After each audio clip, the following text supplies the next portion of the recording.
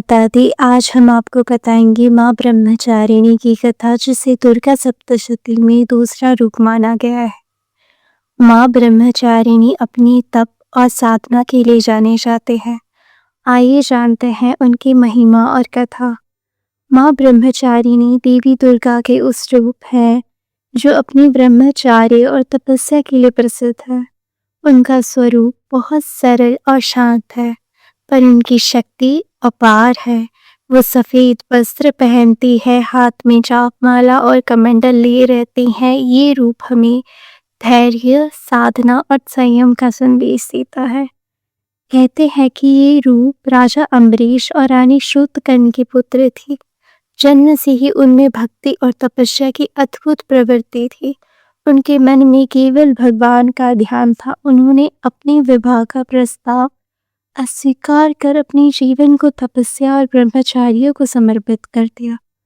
माँ ने कठिन तपस्या की और महादेव की कृपा प्राप्त की, और भगवान शिव के वरदान से उन्हें ये आशीर्वाद मिला कि वो संसार के सभी भक्तों को धैर्य, शक्ति और संयम प्रदान करेंगी।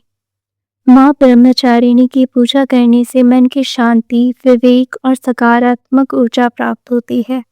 जिन भक्तों के मन में धैर्य नहीं होता, उन्हें माँ ब्रह्मचारिणी की भक्ति से सहनशीलता और दृढ़ निश्चय की प्राप्ति होती है। जिनकी नज़र में कठिनाइयाँ बहुत बड़ी लगती है, माँ के दर्शन और जाप से सफलता और संतोष पा सकते हैं। माँ ब्रह्मचारिणी की पूजा सरल है, लेकिन उसका प्रभाव बहुत गहरा है। उनके लिए जो मंत्र बहुत शक्तिशाली है, वो है ओम देवी ब्रह्मचारिणी नमः।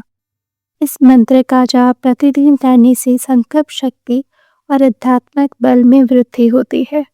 नवरात्रि में उनके दिन विशेष रूप से पूजन और व्रत का महत्व है। माँ ब्रह्मचारिणी हमें यही सिखाती हैं कि जीवन में धैर्य, संयम और ईश्वर भक्ति सबसे बड़ी शक्ति है।